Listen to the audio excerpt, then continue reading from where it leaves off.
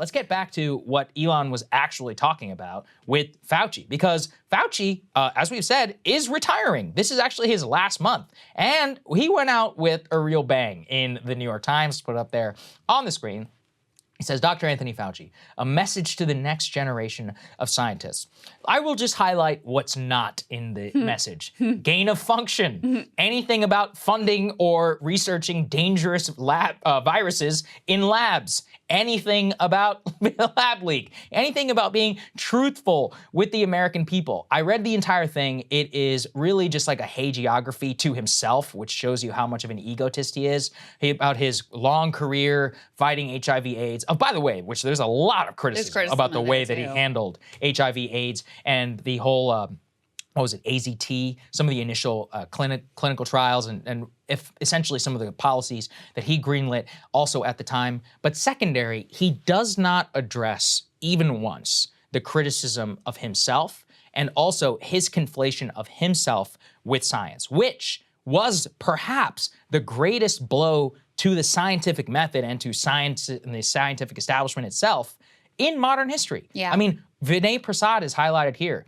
Many of the missteps and the mistakes of the vaccination campaign are already killing polio vaccination campaigns for children. You can expect measles to go through the roof after this. A lot of people are going to have a hell of a lot more questions around child immunizations. They are going to not trust any sort of, okay, let me ask you this.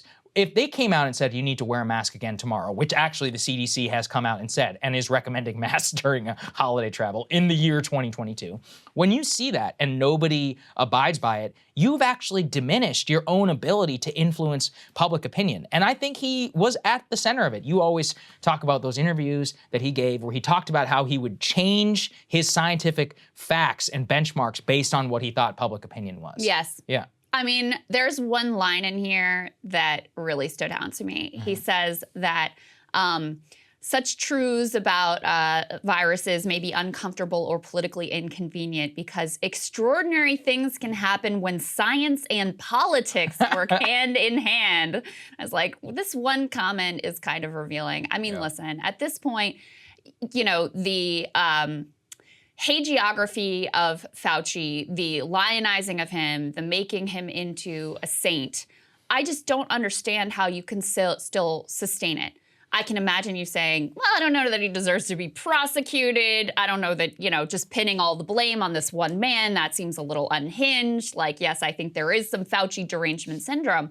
But I was just talking to a friend of mine who's a nurse practitioner over the weekend who is a liberal. Mm-hmm. And she was telling me how damaging it was, especially at the beginning of the pandemic, the straight out lies that were going out from the government about how many test kits were available. Yeah. That was a huge, massive, embarrassing failure at the beginning of this pandemic where other, you know, much less developed, much less wealthy nations were able to get their acts together on testing long before we did. And the government's trying to cover it up. So, oh, all the test kits are out. No, they weren't.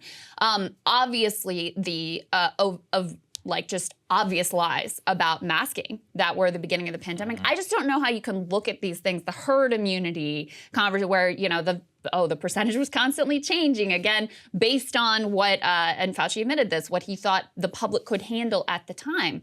This, to me, public health and politics shouldn't be working hand in hand, at least in the person of one individual.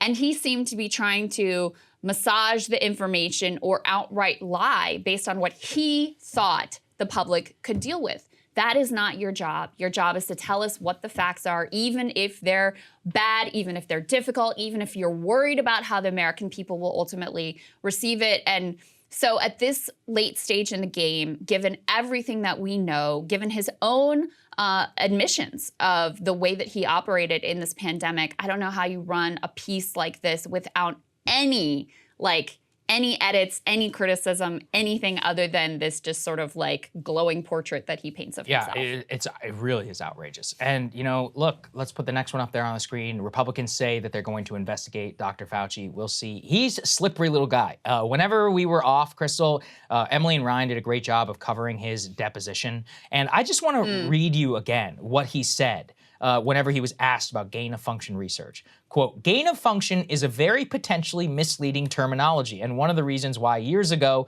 we made the determination it would be much better to define the guardrails of experiments that would require additional oversight, and we did away because it is very confusing and misleading. And he, again, in this whole exchange, plays all these word games to deny funding gain-of-function research by just changing the definition of gain-of-function research. We have the documents. You funded it. No ifs, ands, or buts. You have funded research at the Wuhan lab and used your position under the Trump administration to reverse the previous ban on doing so. Then, after all this, you still gave money to the same organization which funded that Wuhan lab for bat coronavirus research in 2022, of which we have documented and shown on this show, public record from actual government documents showing the actual amount of funds being dispersed by the National Institute of Health. Like, we have watched the full-scale corruption of the science industry.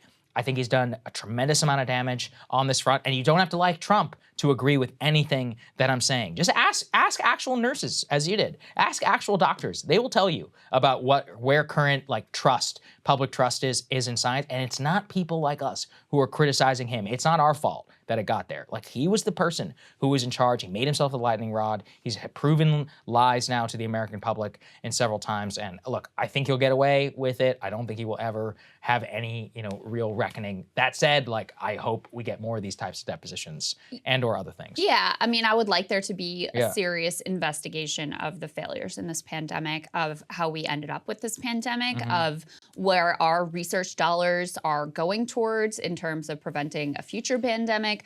I would like to see a serious bipartisan government effort to accomplish that. I don't have a lot of hope that's what we're ultimately going to get. Hey guys, ready or not, 2024 is fully upon us now, and Saagar and I have been brainstorming ways that we can really up our game for this critical election. Yeah, we rely on our premium subs to expand our coverage, to add staff, to upgrade the studio. We just want to give you the best independent coverage of this election, which is possible. So if you can help us out, become a premium subscriber today, breakingpoints.com, or the link is down here in the description video. It really means the world to us, and if you like what we're all about, this is the best possible way to keep us 100% independent, working only for you.